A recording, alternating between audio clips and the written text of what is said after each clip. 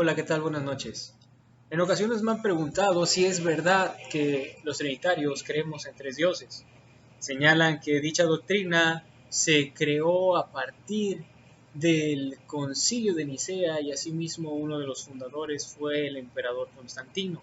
Sin embargo, estos dichos son falsos, falsos en el sentido de que ellos no lo crearon, y fue tomada en relación a lo descrito por los apóstoles. Si bien es cierto, la palabra como tal, Trinidad, no la vamos a encontrar en las Escrituras, pero el concepto de la palabra Trinidad es la creencia en un solo Dios y que dentro de ese Dios existe tres personas. En este caso tenemos la persona del Padre, del Hijo y del Espíritu Santo, sin llegar al triteísmo. El triteísmo en efecto es creer en tres dioses. Un ejemplo de esto, los mormones creen en tres dioses y ellos niegan rotundamente la Trinidad porque ellos saben que la Trinidad no es creer en tres dioses. Sin embargo, algunas otras doctrinas como los testigos de Jehová, los unicitarios, conocidos como unitarios en Colombia, modalistas en algún otro sector y así también se les conoció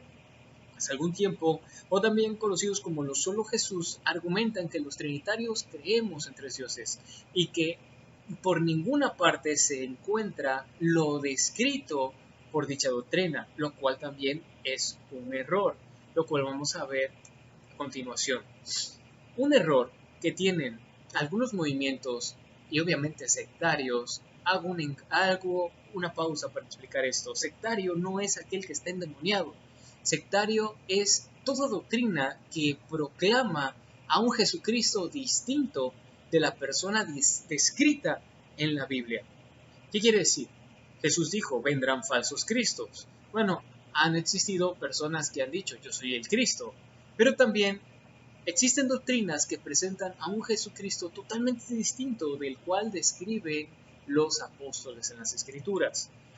Nosotros debemos de comprender que el Antiguo Testamento fue interpretado por los apóstoles. Ellos comprendieron las profecías que se hablaban en el Antiguo Testamento y con la unción del Espíritu Santo y lo aprendido por Cristo, ellos interpretaron el Antiguo Testamento. Por lo tanto, ahora a nosotros nos toca creer lo que ellos enseñaron referente a dichas interpretaciones. Solo debemos de creer lo que está escrito. ¿Y cómo vamos a creer lo que está escrito? Leyendo. Por ejemplo, la declaración de fe de las iglesias de Efeso, Filipos, Romanos, Corintios y asimismo, obviamente, la declaración de fe de los apóstoles es la siguiente. En Efesios 1.3 encontramos que el apóstol Pablo escribió a dicha iglesia lo siguiente: bendito sea el Dios y Padre de nuestro Señor Jesucristo.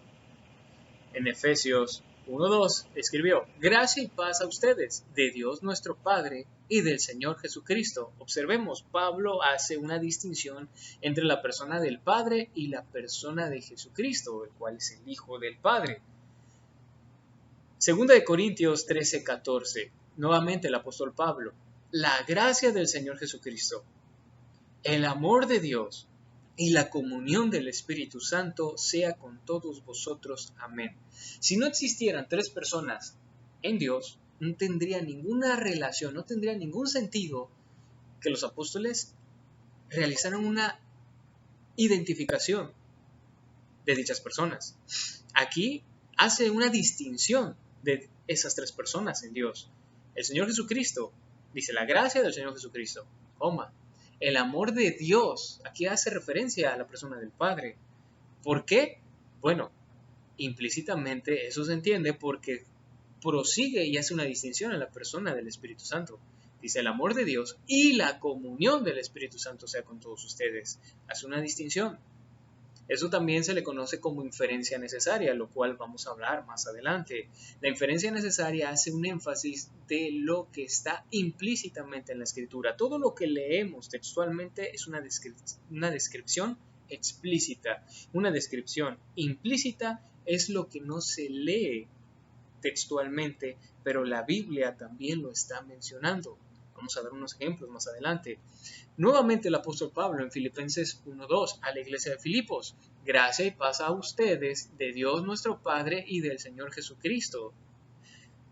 Se refirió a la iglesia de los Efesos y declaró antes de mencionar todo el contenido de la carta en las salutaciones, hagan de cuenta, él hace este saludo de declaración de fe, identificando, nombrando a la persona del Padre, a la persona del Hijo. Escribe a la iglesia de Corintios, sucede lo mismo. Y escribe a la iglesia de Filipenses, y del mismo modo, para que unánimes a una voz glorifiquen al Dios y Padre de nuestro Señor Jesucristo. Lo vuelve a hacer. Note bien que al mencionarse a la persona del Hijo, lo llama Jesucristo, haciendo referencia a sus dos naturalezas. Jesús, la naturaleza humana; Cristo, la naturaleza divina. Quiere decir que el Padre lo es tanto de la naturaleza humana como de la naturaleza divina, porque lo está mencionando. Glorifiquen al Dios y Padre de nuestro Señor Jesucristo. Está escrito, Filipenses 1:2. Romanos 15:6 lo menciona, para que unánimes a una voz glorifiques al Dios y Padre de nuestro Señor Jesucristo. De igual forma a los colosenses, en Colosenses 1:2. Gracia y paz sean a ustedes, de Dios nuestro Padre y del Señor Jesucristo. Hace una identificación entre la persona del Padre y la persona del Hijo. Esto fue con Pablo, como creía Timoteo. Observe cómo Pablo saludó a Timoteo, enfatizando nuevamente la doctrina y doctrina de los apóstoles. Esto es verdadera doctrina apostólica. Le escribió: misericordia y paz de Dios nuestro Padre y de Cristo Jesús nuestro Señor. Él no dijo de Dios nuestro Padre Jesucristo Señor nuestro. No dijo eso. Jamás lo dijeron los apóstoles, sino que dijeron misericordia y paz de Dios nuestro Padre y hace una identificación más, y de Cristo Jesús nuestro Señor. Y eso lo encuentra en 1 Timoteo 1:2. ¿Cómo saludó Santiago a la iglesia primitiva? Del mismo modo, el primer capítulo de Santiago dice: Santiago, siervo de Dios y del Señor Jesucristo. ¿Por qué no simplemente dijo Santiago, siervo de Jesucristo? O Santiago, siervo de Dios. Él dijo Santiago, siervo de Dios y del Señor Jesucristo. También se puede leer de la siguiente forma: Santiago, siervo del Padre y del Hijo. ¿Por qué? ¿Por qué digo siervo del Padre y del Hijo? Porque 1 de Juan, capítulo 5, versículo 5, el apóstol Juan dijo: ¿quién es el que vence al mundo sino el que cree que Jesucristo es el Hijo de Dios? Por lo tanto, cada vez que leemos la palabra Jesucristo, implícitamente leemos Hijo de Dios, porque así está descrito. Les dije en un principio, el problema no es presentar a una persona y llamarla Jesucristo. Pablo, en su segunda carta, capítulo 11, versículo 4, exhortó a la iglesia de Corintios porque les dijo: si viene alguna otra persona distinta a nosotros y les presenta a un Jesucristo distinto del que les hemos anunciado, ustedes lo están tolerando. El problema no termina con presentar a una persona, describirla y decirle que se llama Jesucristo, sino que ese Jesucristo debe de ser realmente el descrito por la Biblia. De lo contrario, estaríamos describiendo a un Jesús distinto, un Jesucristo distinto, y estaríamos hablando una herejía. Estaríamos siendo sectas si describimos a un Jesucristo distinto del que describieron los apóstoles. Santiago saludó a la iglesia: Santiago, siervo de Dios y del Señor Jesucristo. ¿Cómo saludó Pedro a los creyentes primitivos? De igual forma, en 1 de Pedro, capítulo 1, del 2 al 3, dice: elegidos según la presciencia de Dios Padre, en santificación del Espíritu. Así dice, presciencia de Dios Padre. Está explícita la frase Dios Padre. He escuchado a algunas personas decir que en ninguna parte de la Escritura vamos a encontrar la frase Dios Padre, ni mucho menos la frase Dios Hijo o Dios Espíritu Santo. Explícitamente tenemos la frase Dios Padre, no solamente escrita por el apóstol Pedro, sino también por el apóstol Judas, en la carta de Judas, también descrito por Pablo y también descrito por Juan, la frase textual, Dios Padre. Eso lo tenemos explícitamente. Ahora implícitamente encontramos la frase Dios el Hijo. ¿Cómo o en dónde? Eso lo encontramos realizando una inferencia necesaria. La inferencia necesaria es aquello que la Biblia refiere implícitamente. Explícitamente es lo que encontramos escrito, como esta frase, Dios Padre. Implícitamente es lo que no encontramos escrito, pero al leerlo escrito entendemos lo demás. Si la Biblia dice que Jesucristo es Dios y Jesucristo es el Hijo de Dios, por lo tanto tenemos que Jesucristo es Dios el Hijo. Si tenemos que el Espíritu Santo es Dios, y lo encontramos en Hechos capítulo 5, cuando Pedro le dijo a Ananías, le mentiste al Espíritu Santo, le mentiste a Dios, tenemos que el Espíritu Santo es Dios, el Espíritu Santo. Por lo tanto, tenemos Dios Padre, Dios Hijo, Dios Espíritu Santo, y esos tres son un Dios. La doctrina de la Trinidad enseña un solo Dios y que dentro de ese Dios existen tres personas que se comunican eternamente entre ellas. Se hablan, y eso también lo encontramos en la palabra. Se hablan entre ellos y se refieren uno del otro. El Padre diciéndole a los apóstoles, este es mi Hijo amado, en quien tengo complacencia, y les dice que lo obedezcan. El Hijo, hablando, haciendo referencia del Padre, no solamente en su ministerio en la tierra, sino también ya en gloria, en Apocalipsis, cuando le dice a la iglesia, ya en gloria, escuche, resucitado, ya en gloria, Jesucristo dice, el que le confiese, él también le confesará delante de su Padre y de sus ángeles. Hablando el Hijo del Padre, hablando el Hijo del Espíritu Santo. Aquí les conviene que yo me vaya porque iré al Padre y rogaré para que les envíe otro consolador, el Espíritu Santo. Tenemos las tres personas de Dios que entre ellas son identificadas y entre ellas se hablan, se comunican y se presentan una de la otra al pueblo. Entonces, regresando a lo descrito por Pedro, elegidos según la presencia de Dios Padre en santificación del Espíritu, para obedecer y ser rociados por la sangre de Jesucristo. Bendito el Dios y Padre de nuestro Señor Jesucristo. Eso está escrito explícitamente.